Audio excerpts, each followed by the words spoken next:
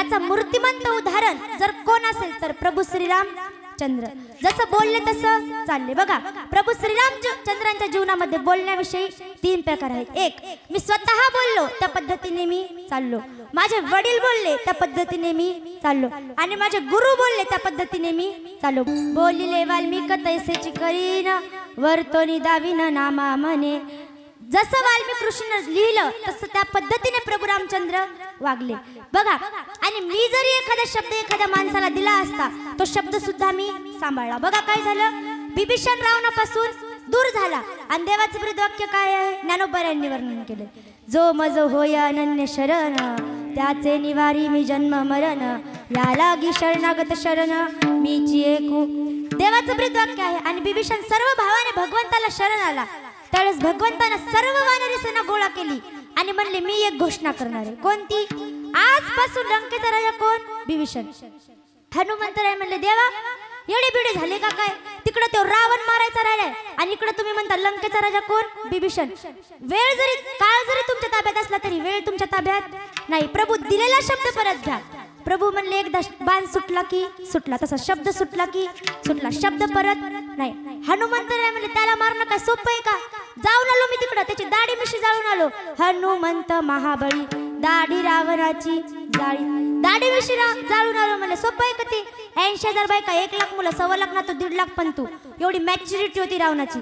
7 कोटी सोन्याची घर होती. किती? 7 कोटी. आणि 7 कोटी सोन्याच्या घराची एक चौकट 2250 किलोची होती.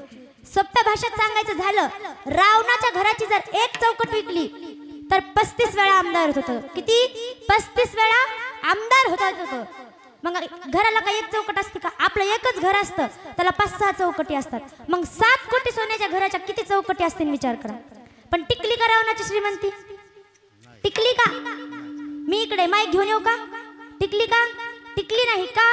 कारण ॲटिट्यूड, इगो प्रॉब्लेम्स, अहंकार. आणि देवाला अहंकार जमत नाही. अहंकार ना दिला तुका म्हणे वाया गेला. अहंकार झाला की देवाला जमत नाही. विठ्ठल विठ्ठल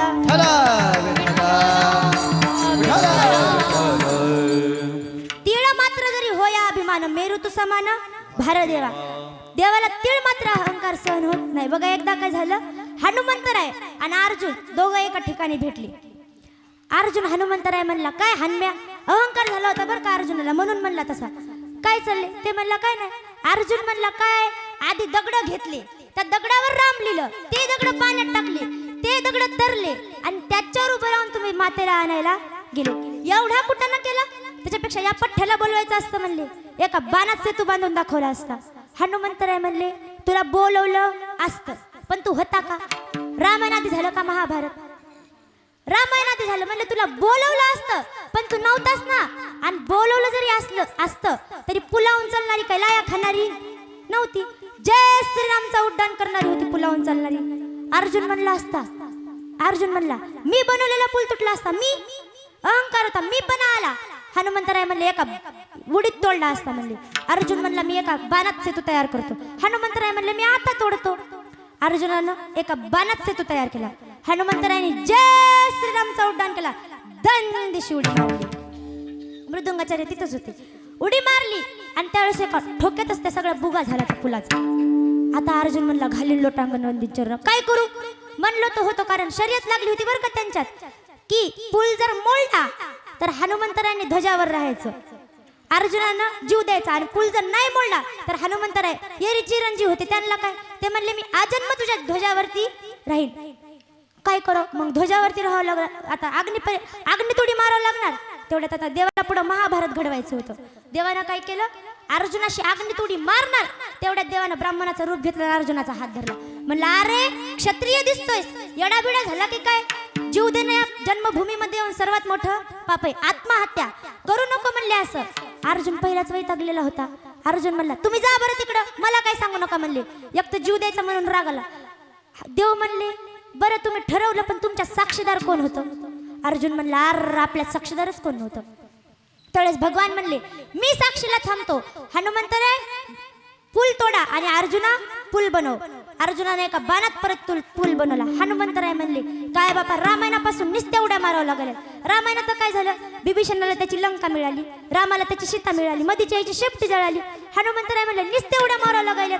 परत अर्जुनानं बाण मारला, एका बाणात सेतू तयार केला. पण आता भगवंताला पुढं महाभारत करायचं होतं म्हणून भगवंतानं काय केलं, सेतू खाली सुदर्शन चक्र लावलं आणि हनुमंतरायांनी उडी मारली. पण जशी हनुमंतरायांनी उडी मारली तसं पूल तर तुटला नाही, पण हनुमंतराय परत वरी गेले. हनुमंतरायानं वरून खाली वाकून पाहिलं तर म्हणले कस काय वरी आलो, तर खालून सुदर्शन चक्र. ते म्हणले या बाबानं स्प्रिंग लावली का म्हणून मी वरी आलो. विठ्ठल विठ्ठल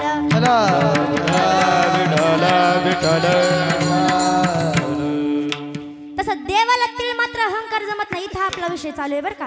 कारण तीळ मात्र जरी होया अभिमान मेरू तू समान भारदेवा, मेरू तू समान भारदेवा. रावणाला अहंकार झाला आणि हनुमंतराय म्हणले देवा, आणि यदा कदाचित जर रावण मेला नाही तर तुम्ही बिभीषणाला कुठलं राज्य देणार. त्यावेळेस प्रभूनं उत्तर दिलं, रावणाला मी दुपारी 12लाच मारणार, यात तीळ मात्र शंका नाही. पण झालंच काही बरं वाईट तर मी माझं अयोध्येचं राज्य सोडेल, बिभीषणाला अयोध्येचा राजा बनवेल. पण राजा बनवेल हा शब्द बनवला, मग लंकेचा बनवेल, नाहीतर अख्खे चक्रवर्ती सम्राट अयोध्येचा बनवेल, पण राजा बनवेल. याला म्हणतात बोले तैसा चालेल. बघा आता कीर्तन जर संपलं आणि कीर्तन संपल्यावर जर एखादा माणूस जर एखाद्याला म्हणला मी तुला मारणार, मला नाही बरं का, एखाद्या माणसाला जर म्हणला तुला मारणार, त्यानं जर मारून दाखवलं त्याचे चरणवंदन करायचे का आपण, त्याची पाद्यपूजा करायची का नाही. हा बोले तैसा चाले नाही, मग कोणता बोले तैसा चाले. सत्य बोले, सत्कर्माचं बोले, स्वधर्माचं बोले, जनकल्याणाचं बोले, लोकहिताचं बोले, हा बोले तैसा चाले. विठ्ठल विठ्ठल तसे कोण होते, फक्त प्रभू रामचंद्र. बघा मला सांगा, प्रभू रामचंद्राला वनवासाला जाण्याची काय गरज होती. वचन कोणी मागितलं, कैकेयीनं. वचन दिलं कोणी, दशरथ राजानं. ह्याच्यात रामाचा रोल काय होता का. रामाच्या जन्माआधी वचन द्यादी झाली होती, मग वनवासाला जाण्याची काय गरज होती. तर रघुकुल रीता सदा चलिया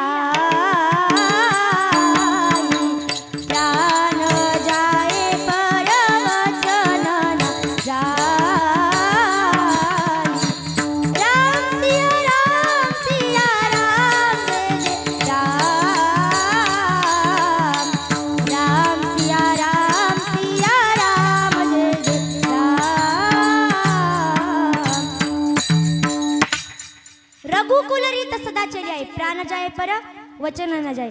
आमच्या रघुकुलाची रीत आहे की जीव गेला तरी चालेल पण शब्द जाता कामा नाही. विठ्ठल विठ्ठल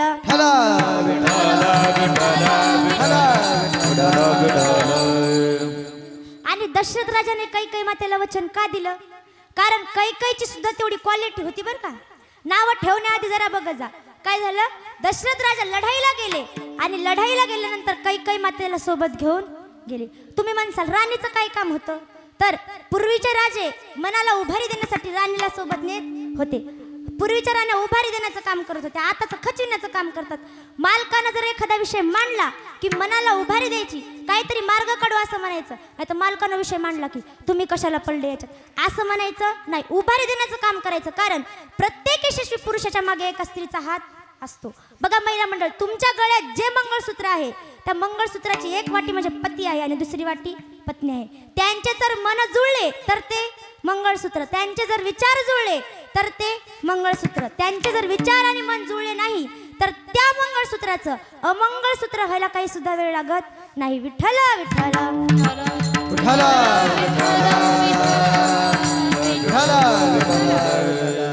तसं दशरथ राजाच्या आणि कैकेयी मातेचं मन एक होतं, विचार एक होते. लढाईला गेले आणि ज्या कैकेयी मातेनं दशरथ राजाच्या रथाचं सारथ्य पण केलं, ज्याप्रमाणे अर्जुनाच्या रथाचं सारथ्य पण भगवान श्रीकृष्णानं केलं. अर्जुनाच्या रथी होय हा सारथी, होय हा सारथी, अर्जुनाच्या रथी होय हा सारथी, होय हा सारथी, अर्जुनाच्या रथी होय हा सारथी, होय हा सारथी, अर्जुनाच्या रथी होय हा सारथी, होय हा सारथी. भक्षी पोहे प्रीती सुदाम्याचे, होय ते सुदाम्याचे,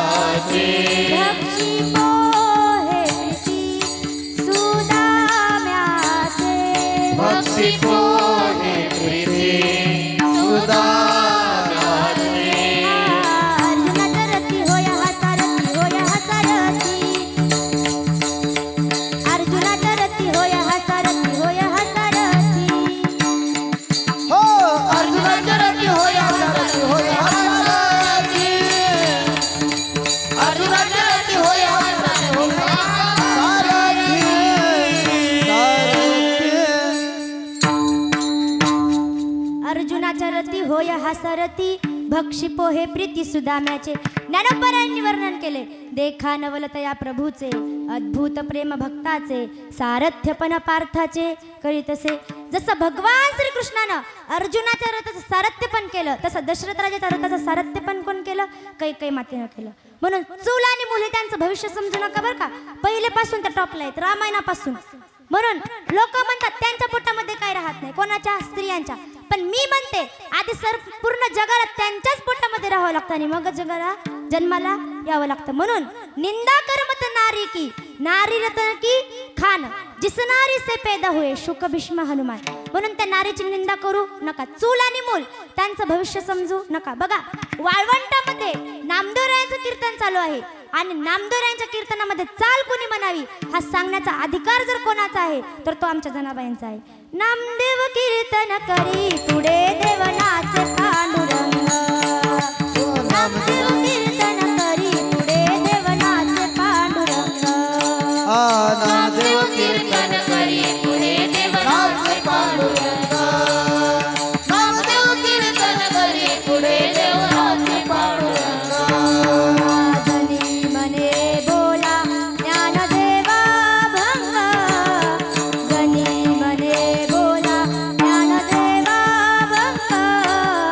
नामदेव कीर्तन करी पुढे देवनाचे पांडुरंग.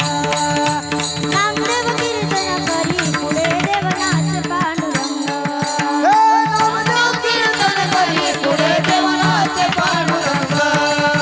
नामदेव कीर्तन करी पुढे देवनाचे पांडुरंग. वाळवंटामध्ये नामदेवरायांचं कीर्तन चालू आहे. नामदेवरायांच्या कीर्तनामध्ये चाल कोणी म्हणावी हा सांगण्याचा अधिकार ज्यांचा आहे त्या म्हणजे आमच्या जनाबाई. तसा कैकेयी मातेचा सुद्धा तेवढाच अधिकार होता.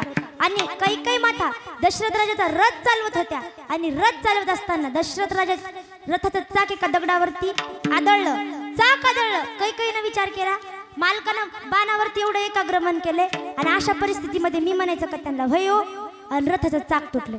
दशरथानं शत्रूला मारायच्या आधी बाण हाणला असता. म्हणला असता बाई मी कोणत्या टेन्शन मध्ये तुम्हाला काय सांगते. कैकेयीनं विचार केला मी काय करू शकते, कारण यायला पहिलेपासून फडाफडा बोलायची जरा जास्ती आदत आहे. बघा काय झालं, एकदा नवऱ्याला एवढी भूक लागली. नवरा धावत घरी आला, चप्पल काढी बायकोला म्हणला अगं घरात जे काही गरम गरम असेल ते मला खायला वाढ. बायकोनं विचार केला एवढ्या गडबडीत यायला गरम गरम काय खायला देऊ. बायको नवऱ्या पुढे येऊन उभी राहिली आणि म्हणली, आता कळालं तर बघा बरं का. बायको नवऱ्या पुढे येऊन उभी राहिली म्हणली सध्या घरामध्ये माझ्यापेक्षा गरम काही सुद्धा विठ्ठल विठ्ठल.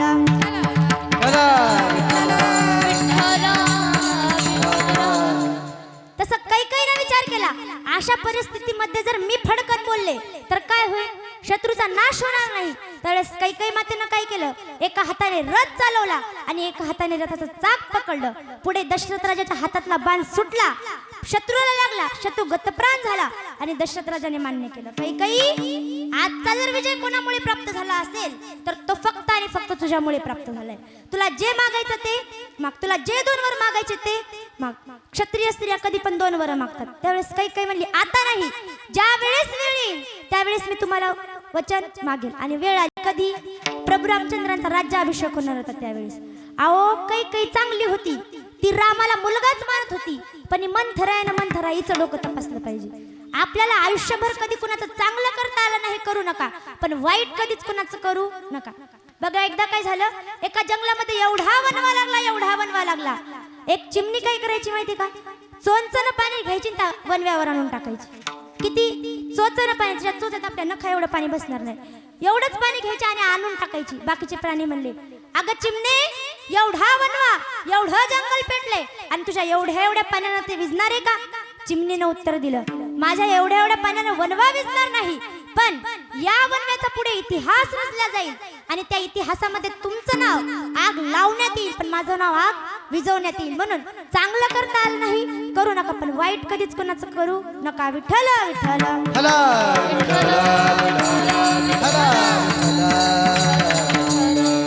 तसं मंथराला कुणाचं चांगलं करता आलं नाही पण वाईट केलं, म्हणून दुर्बुद्धी ते म्हणा कदा उपजो नारायणा. दुर्बुद्धी आपल्या मनात उपजली नाही पाहिजे.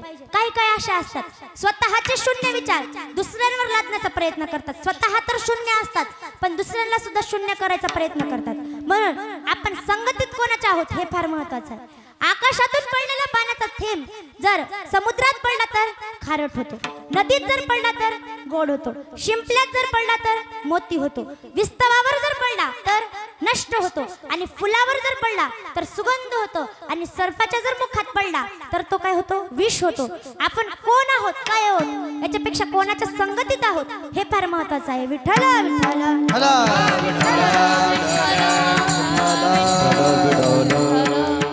बघा, संतांची संगत जर प्राप्त झाली तर काय होतं.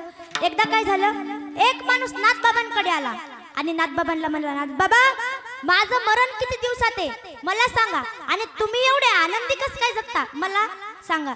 नाथबाबा म्हणले, तुझं मरण सांगायचंय, तू या 7 दिवसात मरणार. त्यानं पुढचं विचारलंच नाही, तुम्ही आनंदी का. तसाच उठला आणि घरी पळत आला. 7 दिवस झाले, 7 दिवसानंतर झोपेतून उठला आणि बघतो तर काय, मी जिवंत. त्याला वाटलं संतांचीच काहीतरी कृपा माझ्यावरती. उड्या मारायला लागला, शाळ घेतली, टोपी घेतली, महाराजांचा सत्कार करायला गेला. महाराज म्हणले, माझा सत्कार का करायला. तो म्हणला, महाराज तुम्हीच म्हणले होते मी 7 दिवसात मरणार, पण मी 7 दिवसात मेलो नाही. तुमचीच काहीतरी कृपा माझ्यावरती झाली असणार, त्याच्याशिवाय मी जिवंत राहिलो का नाही. त्यावेळेस महाराज म्हणले, माझ्यामुळे काही सुद्धा झालं नाही तुझ्या जीवनामध्ये, तू का सुधारला तर मला सांग. म्हणले, तू 7 दिवसामध्ये काय काय केलं. त्यावेळेस त्यानं सांगितलं, काय नाही, बायकोला भांडलो नाही, बायकोला मारलं नाही, लेकरं कोणत्या वर्गात आहेत ते पाहिलं, लेकरांची दप्तर वह्या फाटली होती, त्यांना दप्तर आणि वह्या घेऊन दिली, आणि आई वडिलांचे चरण दापले. मला दररोज 7 दिवस झोपायच्या आधी भावासोबत अर्ध्या एकराचं भांडण चाललं होतं. त्याला म्हणलं, घेऊन टाक 1 एकर, मला काय मरायचंय मला 7 दिवसात. देऊन टाकलं भावाला 1 एकर. काय मग नाथबाबा म्हणले, माझ्यामुळे तुझ्या जीवनात काय नाही झालं, तर तुला कळालं तुझा मृत्यू 7 दिवसात आहे, तुला सांगायचं होतं ना. मी का आनंदी आहे तर ऐक. म्हणले, मी पण आयुष्यामध्ये असंच ठरवतो की माझं आयुष्य 7 दिवस आहे, आणि तसंच ठरवून मी जगत असतो. विठ्ठल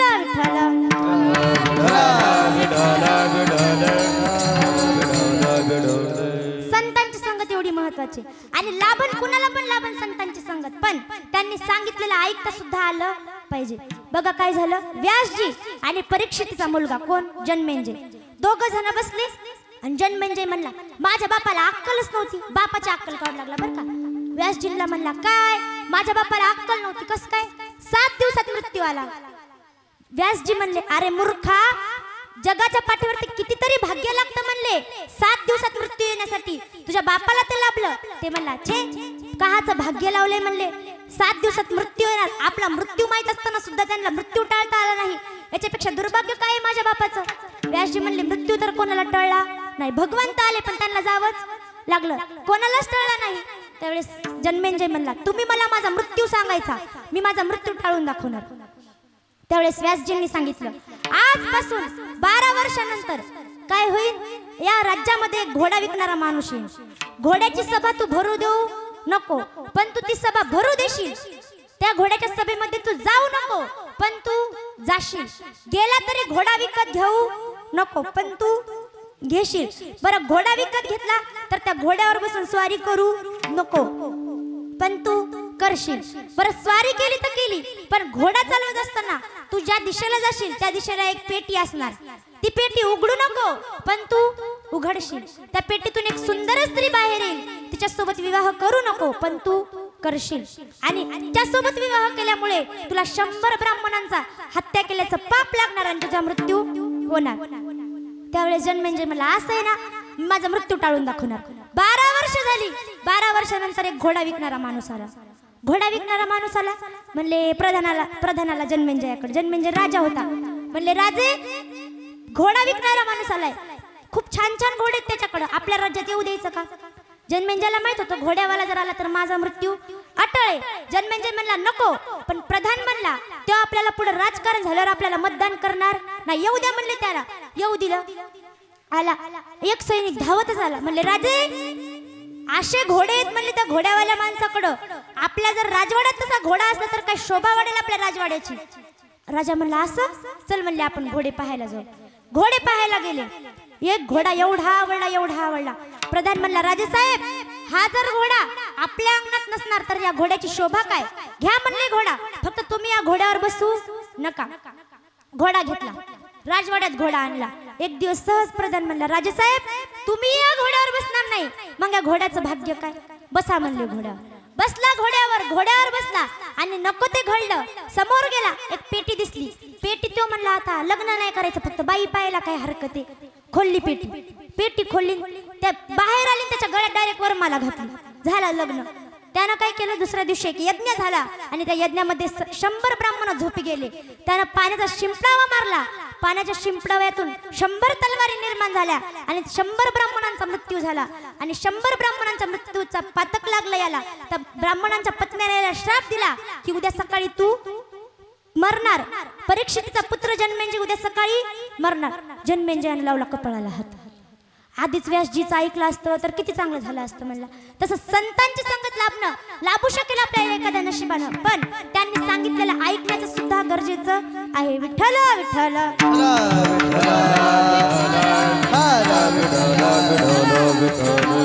म्हणून आपण कोण आहोत, काय आहोत, याच्यापेक्षा कोणाच्या संगतीत आहोत हे फार महत्वाचं आहे. कारण बैसता चोरापाशी तैसी होय बुद्धी. म्हणून पाला खाणारी वानर होती, पण प्रभू श्रीरामचंद्रांच्या संगतीत गेले, त्यांच्याशिवाय आज रामायण पूर्ण होत नाही. संतन के संग लाग रे तेरी अच्छी बनेगी. संतन के संग लाग रे तेरी अच्छी बनेगी. संग लाग रे तेरी अच्छी बनेगी. संतन के संग लाग रे तेरी अच्छी बनेगी. अच्छी बनेगी तेरी बिगड़ी बनेगी. अच्छी बनेगी तेरी बिगड़ी बनेगी. ओ ध्रुव जी की बन गई, प्रहलाद जी की बन गई.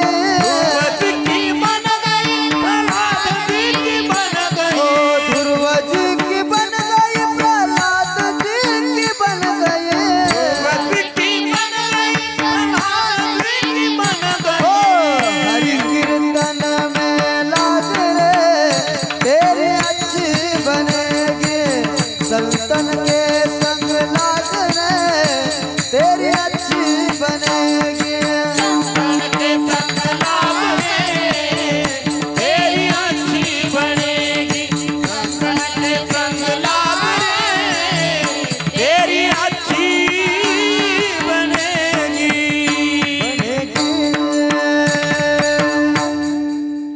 संतन के संग लागे तेरी अच्छी बनेगी. बघा, सामान्य घरची गोपाळ होती, पण श्रीकृष्णांची संगत केली, त्यांच्याशिवाय आज काल्याचं कीर्तन पूर्ण होत नाही. आणि दऱ्या खोऱ्याने फिरणारी मावळी होती, पण छत्रपती शिवाजी महाराजांची संगत केली, त्यांच्याशिवाय आज इतिहास पूर्ण होत नाही. म्हणून आपण कोण आहोत, काय आहोत हे कधी महत्वाचं नसतं, तर कोणाच्या संगतीत आहोत हे फार महत्वाचं आहे.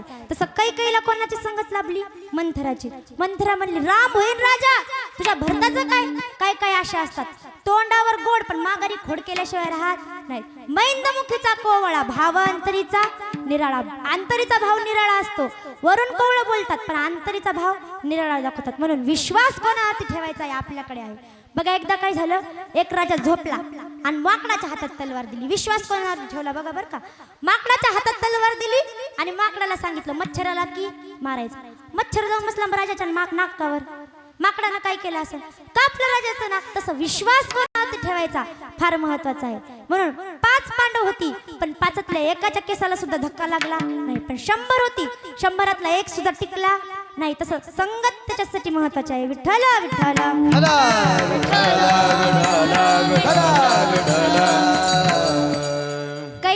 कैकेयीला मंथरा म्हणली, अगं तो राम होईल म्हणली राजा, तुझ्या भरताचं काय? तो सांभाळीन म्हणली चपला. कैकेयी म्हणली, मग मी करू काय? जा म्हणली दशरथ राजाकडे आणि तुझ्या ते 2 वर माग. तिला काही 2 वर ध्यानात पण नव्हती. कैकेयी आली दशरथ राजाकडे आणि दशरथ राजाला म्हणाली,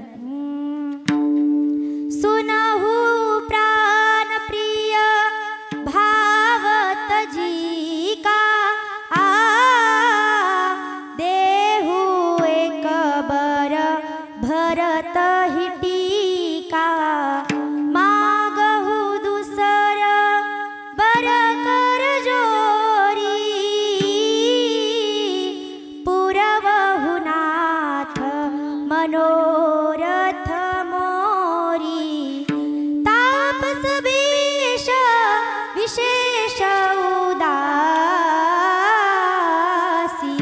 14 बरस राम बनवासी. 2 वर मागितले दशरथ राजाला. कोणते?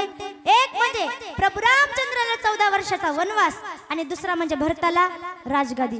हो म्हणावं लागलं दशरथ राजाला. आणि ज्या वेळेस प्रभू रामचंद्राला ही गोष्ट कळाली त्यावेळेस प्रभू म्हणले, माझ्या वडिलांनी दिलेला शब्द आहे ना, शब्द मी सांभाळणार, शब्द मी सांभाळणार. याला म्हणतात वाढवी महत्व वडिलांचे. शांती रूपे नव्हे कोणाचा वाईट, वाढवी महत्व वडिलांचे. याला म्हणायचा आदर्श मुलगा.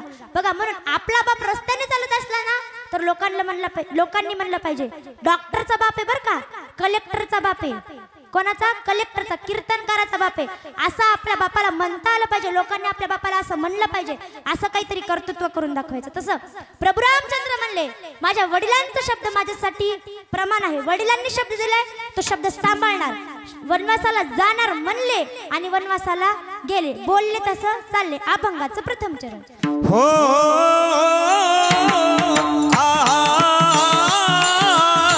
बोले दैसा चाले. हो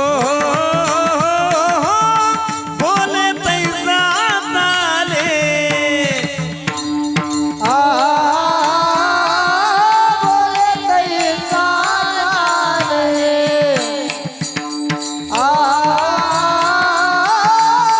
बोले दैसा चाले. हो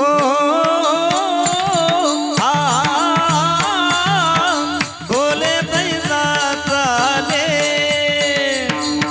हो बोले दैसा चाले.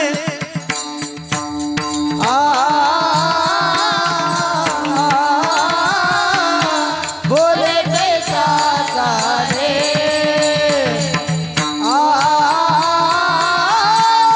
बोले दैसा चाले. बोले दैसा चाले. त्यांची बंदी न पावले. बोले दैसा चाले. त्यांची बंदी न पावले. हो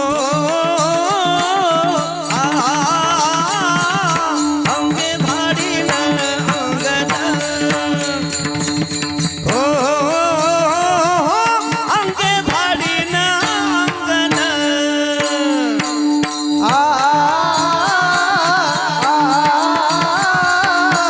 अंगे भाडी न अंगण. अंगे भाडी न अंगण. अंगण बोले तैसा चाले त्याचे वंदिन पावले. अभंगाच्या प्रथम चरणामध्ये तुकोबाराय काय म्हणले? जो माणूस बोलला तसा चालला त्याचे मी चरण वंदन करेन. तुकोबाराय आम्हाला कळालं की प्रभू रामचंद्र जसं बोलले तसं चालले, पण कृष्णाचं काय? ते बोलले तसं चालले का? कारण ज्या वेळेस महाभारताचं युद्ध असं तोंडावर आलं त्यावेळेस ते काय म्हणले? मी एका बाजूला आणि माझी सर्व सेना एका बाजूला. आणि काय म्हणले? मी हातात शस्त्र धरणार नाही. पण ज्या वेळेस भीष्माचार्यांकडून बाण अर्जुनाला घासायला लागले त्यावेळेस मात्र भगवंतानं काय केलं? रथाचं चाक घेतलं आणि भीष्माचार्याच्या अंगावरती धावून गेले. मग तुमचं कुठं जोडायचं? बोले तसं चालले. कृष्ण बोलले तसं चाललेच नाही ना. नाही नाही, तुम्हाला तर कृष्ण खूप प्रिय झाला होता. वसुदेव सुतं देवं कंसचानूरमर्दनं देवकी परमानंदम कृष्णं वंदे जगद्गुरु. तुम्ही त्याला जगद्गुरु करून टाकलं. त्याच्या बालक्रीडेच्या अभंग रचले. कृष्ण गोकुळी जन्मला गुढी यातोरणे गवळण म्हणती गवळणीला. धनाधन त्याच्याशिवाय सांगितलं की काल्याचं कीर्तन पूर्ण होत नाही. मग तुमचं कुठं जोडायचं? बोले तसं चालले. तुकोबाराय म्हणले, प्रश्न पडलाय ना, सरळ प्रश्न आहे, सरळ उत्तर देतो. कारण गाठी पडला ठका त्याचे वर्म जाणे तुका. तुकोबाराय म्हणले, एखादा जर ठग भेटला तर त्याच्या पुढे मी महाठग झाल्याशिवाय राहत नाही. म्हणून प्रश्न असावा पण त्या प्रश्नामध्ये वर्म असावा. बघा एकदा काय झालं, मी कीर्तनाला गेले आणि कीर्तनात म्हणलं पेरांतसं उगवण. कीर्तन संपलं, एक बाबा माझ्याकडे आले, म्हणले ताई तुमचं चुकलं. मी म्हणलं काय?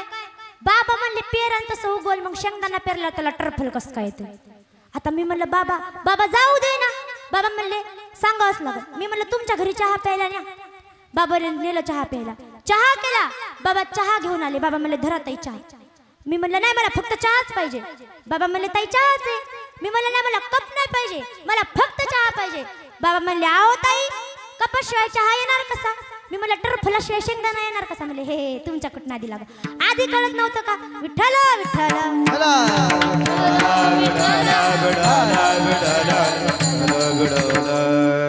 प्रश्न असावा पण त्या प्रश्नामध्ये वर्म असावं तुकोबाराय म्हणले सरळ प्रश्न आहे सरळ उत्तर देतो ऐका म्हणले देव जरी एका ठिकाणी म्हणले असतील की मी हातात शस्त्र धरणार नाही हे देवाचं छोटं बोलणं होतं पण देव एका ठिकाणी फार मोठं बोललेलं आहे यदा यदा हि धर्मस्य ग्लानिर्भवति भारत अभ्युत्थानम धर्मस्य तदात्मानं सृजाम्यहं परित्राणाय साधूनां विनाशाय च दुष्कृतां धर्म संस्थापनार्थाय संभवामि युगे युगे जेव्हा जेव्हा धर्माची हानी होईल धर्माला ग्लानी होईल त्यावेळेस मी अवताराला येईल आणि धर्माचं रक्षण करण्यासाठी मी कोणत्या पण थराला जाऊ शकतो माझा अवतारच प्रत्येक वेळी त्याच्यासाठी होतो धर्म रक्षा वया अवतार घेसी आपुल्या पाळीसी भक्तजना धर्माचे पालन करणे पाखंड खंडन हेची आम्हा करणे काम बीज वाढवावे नाम धर्माला हानी जर झाली धर्माची जर ग्लानी झाली तर मी कोणताही थराला जाऊ शकतो म्हणून देव जरी एका ठिकाणी म्हणले असतील की मी हातात शस्त्र धरणार नाही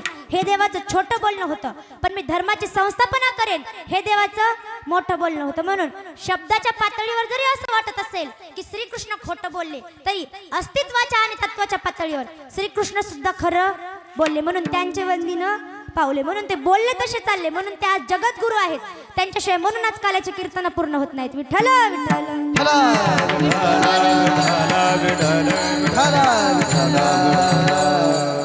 म्हणून बोलण्याप्रमाणे करता आलं पाहिजे मी तर म्हणते हे बोलले तैसा चाले हा अभंग कलियुगासाठी नाही कलियुगात काय पिकाला भाव भेटन कर्ज माफ होईल नुसतं बोलले तैसा चाले अजून झालं का नाही पण वचन फिरत या धमजन तैसा नो हे नारायण अधम जन असतात ना ते वचनाला फिरतात नाही नाही वचनाला फिरतात तेच अधम जन असतात म्हणून पण तसा भगवान परमात्मा नाही तैसा नो हे नारायण वचनाला अधम जन फिरू शकतील पण भगवंत कधी फिरत नाही म्हणून कलियुगासाठी बोले तैसा चालले नाही फक्त नीट बोले जरी असलं ना तरी लय झालं कारण एकदा काय झालं एका पोरीला पाहुणे पाहायला गेले पाहुणे बघून आले आणि पोरीच्या बापानं काय केलं पोराच्या भावकीतल्या एका माणसाला फोन केला म्हणले पोरग कसं आहे ते भावकीतलं माणूस म्हणलं अहो त्याला पोरगी त्याला म्हणलं की याला सगळंच कळतंय हे म्हणते पुढचं काही सांगूच नका पण बोलायचं असलं ना तर बोलवतोय असे बोलो जेने विठ्ठल डोलो बोलायचं ना तर आपल्या बोलण्याने भगवान परमात्मा डोलला पाहिजे असं बोला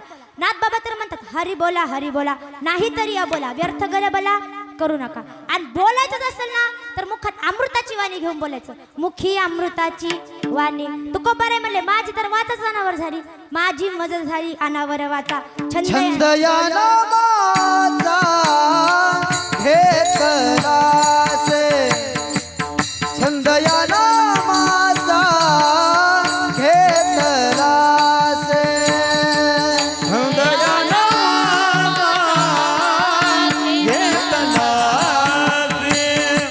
छंद या नामाचा घेतला हो माझी मज झाली अनावर माझ्या छंद या नामाचा घेतलासे छंद या नामाचा घेतलासे छंद या नामाचा घेतलासे माझी मन झाली अनावर माझ्या छंद या नामाचा घेतलासे छंद या नामाचा घेतलासे छंद या नामाचा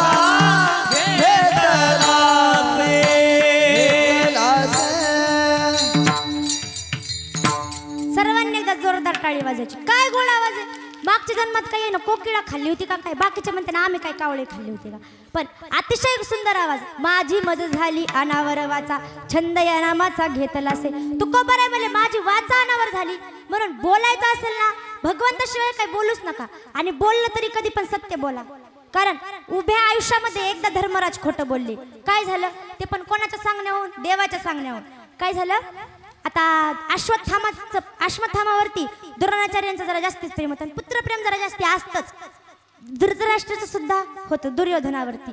गीतेमधला पहिला श्लोक आहे, संजय उवाच धर्मक्षेत्रे कुरुक्षेत्रे समवेतायुयुत्सव मामका पांडवाश्चैव किम कुरुवत संजय. ज्ञानोबरायांनी वर्णन केले, पुत्र स्नेहे मोहितू धृतराष्ट्र असे पुसतू म्हणे संजया सांगे मातू कुरुक्षेत्रेची. धृतराष्ट्र विचारतय, माझ्या आणि पंडूचे मुलं गेले, मला सांगतात धर्मभूमीवरती कर्मभूमीवरती काय चालू आहे. पुत्रप्रेम होतं, तसं द्रोणाचार्यांचं सुद्धा अश्वत्थामावरती प्रेम होतं. आणि अश्वत्थामा कोण होता? 7 चिरंजीवापैकी एक चिरंजीव. अश्वत्थामा बलिर्व्यासो हनुमंतश्च विभीषण कृपः परशुरामश्च सप्तेती चिरंजीव. 7 चिरंजीवापैकी एक चिरंजीव कोण? अश्वत्थामा. आणि भगवंत म्हणले अश्वत्थामाला मारायचं, अश्वत्थामाला मारायचं. पण अश्वत्थामा नावाचा हत्ती मारला. देव किती हुशार बघा, चतुरा तो शिरोमणी गुण लावण्याची खाणी. देवानं महाभारतात प्रत्येकाच्या जन्माच्या आधीच एका हत्तीचं नाव काय ठेवलं? अश्वत्थामा ठेवलं. कारण भगवंताला माहित होतं की पुढे महाभारत होणार आहे आणि त्या महाभारतामध्ये अश्वत्थामा नावाच्या हत्तीची गरज आहे. म्हणून भगवंताने एका हत्तीचं नाव अश्वत्थामा ठेवलं. आणि त्या हत्तीला भीमदादाच्या हातानं मारलं आणि सगळीकडे बातमी केली, अश्वत्थामा मेला, अश्वत्थामा मेला. द्रोणाचार्यांपर्यंत बातमी गेली की माझा पुत्र अश्वत्थामा मेला. त्यावेळेस द्रोणाचार्य म्हणले सगळं जग खोटं आहे म्हणले, कोणी खरं बोलत नाही म्हणले या जगात. धर्मराजाकडे आले, म्हणले धर्मराज तुमच्याकडून मला अपेक्षा आहे, तुम्ही तरी खरं बोलसाल म्हणून तुमच्याकडे आलोय. माझा पुत्र अश्वत्थामा खरंच मेला का? आता देवानं धर्मराजाची पिन आधीच आणून ठेवली होती. देवानं सांगितलं होतं अश्वत्थामा मेला का विचारलं तर हो म्हणायचं. अश्वत्थामा हतहा, पण नरोवा की कुंजरो हे सांगायचं नाही, फक्त अश्वत्थामा हतहा म्हणायचं. अश्वत्थामा मेला एवढं म्हणलं की पुढचं ऐकायची मानसिकताच राहिली नाही. गुडघे टेकले, हातातले शस्त्र खाली पडले, पण उभ्या आयुष्यामध्ये एकदा खोटं बोलले, ते पण अर्ध सत्य बोलले, खोटं पण बोलले नाही. तर वैकुंठाला जात असताना पायाचा अंगठा गळून पडला.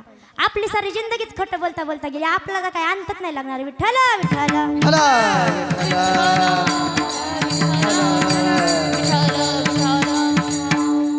म्हणून बोलण्याप्रमाणे करून दाखवता आलं पाहिजे. म्हणून नो हे वैराग्य तू सोपारे मज बोलताना वाटे गरे तुक्सर चरण. अंगे झाडी ना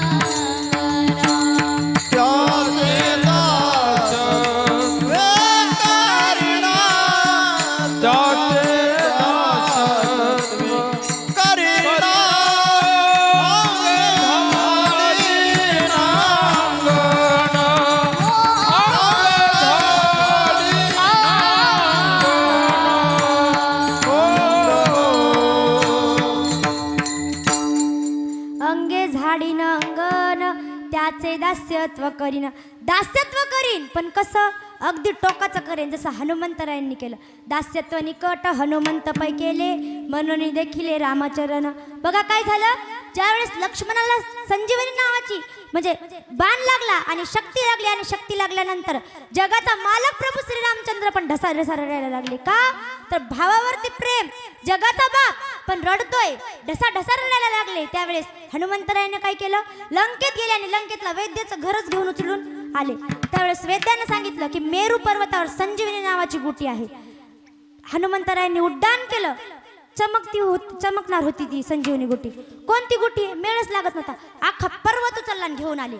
पर्वत उचलला घेऊन आले. एवढं टोकाचं दास्यत्व होतं हनुमंतरायांचं. प्रभू रामचंद्र शैतानला काही दिसत नव्हतं. एकदा काय झालं, सीता मातेने हनुमंतरायांना एक नवरत्नांचा हार दिला. हनुमंतराय प्रत्येक मणी फोडायचे आणि बघायचे प्रभू कुठे आहेत. सगळे मणी फोडले, कशातच प्रभू दिसले नाही. सीता मातेला राग आला. म्हणले, हनुमंतराय, एवढा नवरत्नांचा हार मी तुम्हाला दिला आणि तुम्ही तो हार फोडू फोडू बघायले. हनुमंतराय म्हणले, ज्याच्यात माझे प्रभू तेच मी स्वीकारत असतो. त्यावेळेस एक माणूस म्हणला, मग आपण नुसतं म्हणतो की माझ्या हृदयात राम आहे, आत्माराम आहे आपल्या आतमध्ये, मग खरंच आत्माराम आपल्यामध्ये नसतो? त्यावेळेस हनुमंतरायांनी उत्तर दिलं, माझ्यामध्ये तिघ सुद्धा आहेत. त्यावेळेस छाती फाडली आणि तिघांचं सुद्धा दर्शन सगळ्यांना करून दिलं. एवढं टोकच दास्यत्व केलं कुणी? हनुमंतरायांनी. भगवंतासाठी स्वतःच्या जीवावरती खेळले. जो खेल गए प्राणों पे श्री राम के लिए, एक बार तो हाथ उठा लो मेरे हनुमान के लिए, एक बार तो हाथ उठा लो मेरे हनुमान के लिए, एक बार तो हाथ उठा लो मेरे हनुमान के लिए, एक बार तो हाथ उठा लो हनुमान के लिए. सागर में जाकर उसने सीता का पता लगाया, श्री राम नाम का डंका लंका में जाके लगाया. सागर को लांघ के उसने सीता का पता लगाया, प्रभु राम नाम का डंका लंका में जाके लगाया. माता अंजनी के ऐसे संतान के लिए, एक बार तो हाथ उठा लो मेरे हनुमान के लिए, एक बार तो हाथ उठा लो मेरे हनुमान के लिए. एक बार तो हाथ उठा लो हनुमान के लिए, एक बार तो हाथ उठा लो.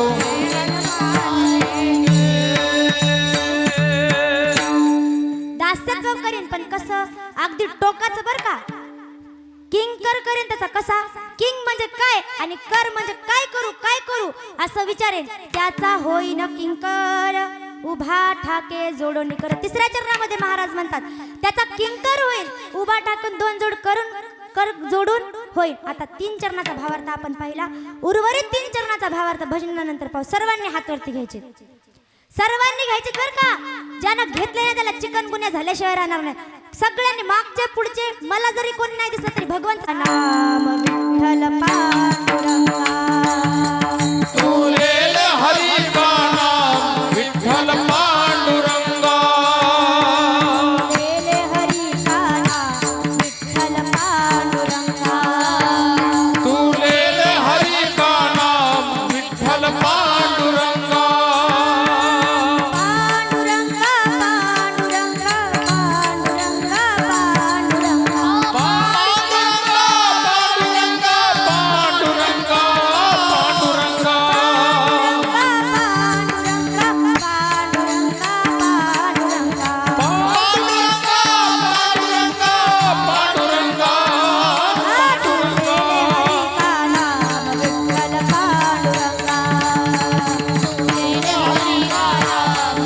पांडुरंगा, तुलेल हरी का नाम विठ्ठल पांडुरंगा. हो बार घुमाई, हरि हरि हो बार घुमाई, हो बार घुमाई, हो बार घुमाई, हो बार घुमाई, हो बार घुमाई.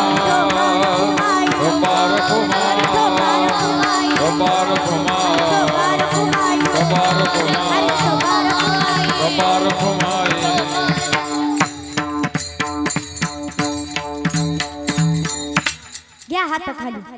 घेतले? लयच हुशार आहेत तुम्ही. तुम्ही जसे हात वरती घेतले तेवढा आनंद तुमचा गगनाला जाऊन भिडो, एवढीच ईश्वर चरणी प्रार्थना करते. बघा, बोले तैसा चाले, हे कोण होतं? एक छत्रपती शिवाजी महाराज सुद्धा होते. बघा, 16व्या वर्षी म्हणले की मी स्वराज्याची संस्थापना करेन. 51व्या वर्षी अखेरचा श्वास घेतला, पण स्वराज्याची संस्थापना केल्याशिवाय गेले का? नाही. अहो 18 पकड जाती माझ्या राजांची करतो आरती. राजांकडे बघितलं ना तर लढायला प्राप्त होते स्फूर्ती. असाच राजा माझ्या महाराष्ट्राच्या मातीला भेटला म्हणून पावन झाली माझ्या महाराष्ट्राची धरती.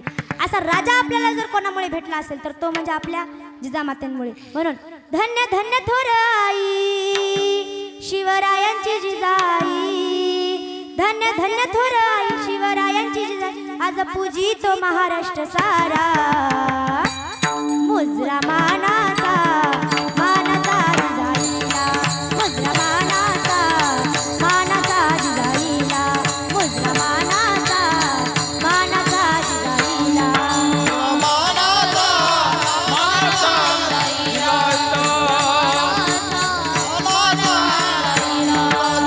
मुलांची सत्ता त्यावेळी बिना डुबल्यांना नव्हता होवारी.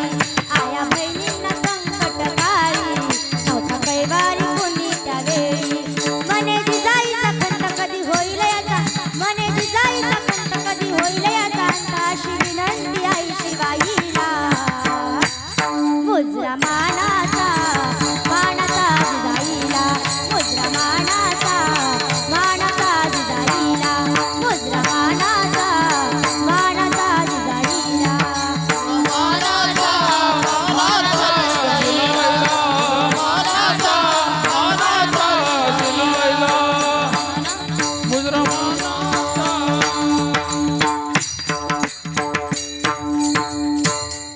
कोणामुळे मिळाले आपल्याला राजे? राजमातामुळे. आणि राजे कधी पण शक्तीचा उपयोग करायचे का तर बळ असणं महत्वाचं आहे, पण शक्तीपेक्षा युक्ती श्रेष्ठ. बघा एकदा काय झालं, अफजल खानासारखं वादळ महाराष्ट्रावरती चालून आलं, सगळीकडे पसरलं अफजल खान. आया बहिणींच्या आबरू लुटल्या, देवळं उद्ध्वस्त केली. कोण रोखणारे वादळ? त्यावेळेस रायबा नावाचा एक मावळा राजांकडे आला आणि राजांना म्हणला, राजे तुम्ही काही दिवसांसाठी कुठेतरी जावं का तर अफजल खान एवढा हे बलशाली आहे, त्याच्या पुढे आपला पडाव सुद्धा लागणं शक्य नाही. त्यावेळेस जिजामाता म्हणतात, काय म्हणलास रायबा? आम्ही आमचा पुत्र गमावला तरी 72, पण या मराठी मुलगाचा स्वाभिमान गमावता कामा नये. अशा वाघिणीचा तो छावा आ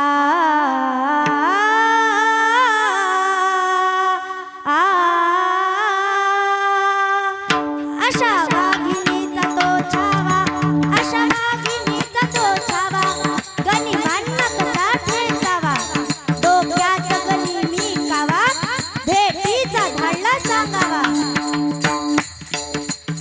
आज जानला वाटतंय की मंदिरावरचा कळस, दारातली तुळस, कपाळावरती कुंकू, नाकात नात माझ्या राजांमुळे आहे. त्यांनी हाताने टाळी वाजवून मुखामध्ये मनामध्ये छत्रपती शिवाजी महाराजांची मूर्ती आठवायची. अफजल खानासारखं वादळ आपल्या महाराष्ट्रावरती चालून आले, काय करावं? इकडे इंग्रज, पलीकडे मुघल, काय करावं काही समजत नव्हतं. त्यावेळेस रायबा म्हणतो, राजा आपण कुठेतरी निघून जावं. त्यावेळेस जिजामाता म्हणतात, रायबा आम्ही पुत्र गमावला तरी 72, पण या मराठी मुलकाचा स्वाभिमान आम्ही गमवणार नाही. त्यावेळेस दिवस ठरवला खानानं, आणि दिवस ठरल्याप्रमाणे प्रतापगडच्या पायथ्याला खानानं राजाला भेटीसाठी बोलवलं. प्रतापगडच्या पायथ्याशी खान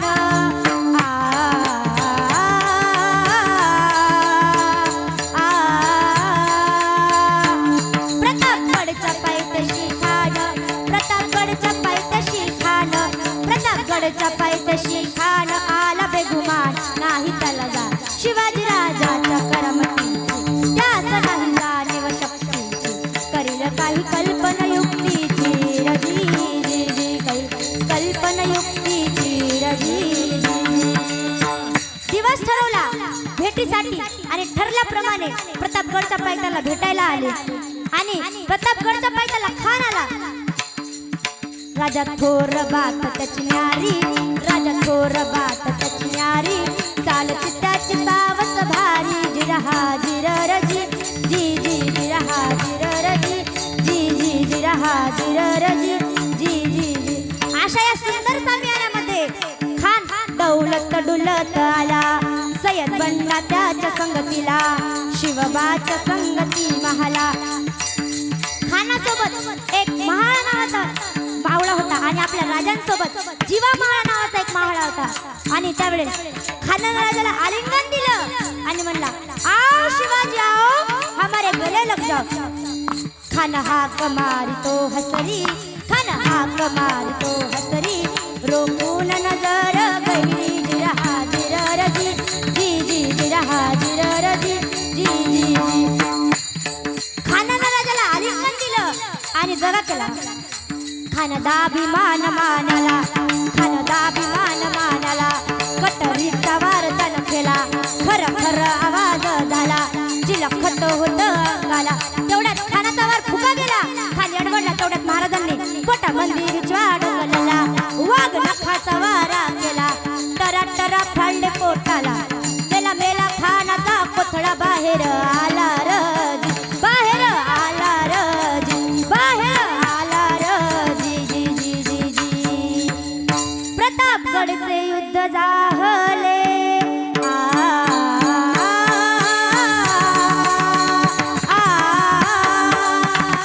प्रतापगडचे युद्ध झाले, रक्त सांडले, पाप सरगे, पावना केला कृष्णा, लावली गुलामीची होवाण, मराठी शाहीचा मांडला थाट जिरहाजी, मराठी शाहीचा मांडला थाट जिरहाजी, मराठी शाहीचा मांडला थाट जिरहाजी जी जी जी जी। प्रौढ प्रताप पुरंदर, क्षत्रिय कुलावतंस, सिंहासनाधीश्वर, महाराजाधिराज, योगीराज, श्रीमंत संत छत्रपती शिवाजी महाराज की, धर्मवीर संभाजी महाराज की, राष्ट्रमाता राजमाता जिजाऊ की। विठ्ठल विठ्ठल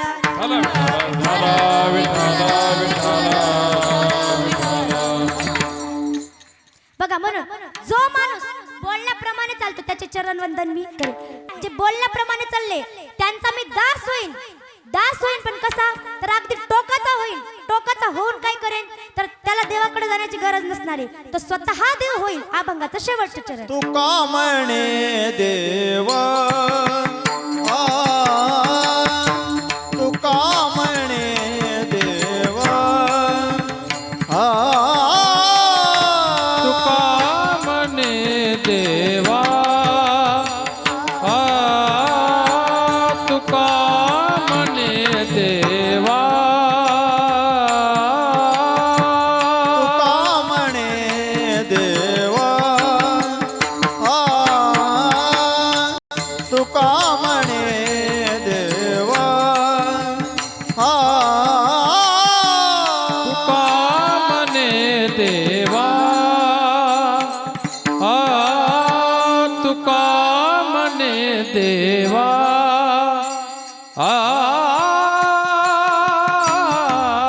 त्याच चरणी माझा भाव, त्याच चरणी माझा भाव, अंगे झाडीन अंगणे अंग धारण अंगणे, त्यांचे चरणी माझा भाव, त्यांचे चरणी माझा भाव,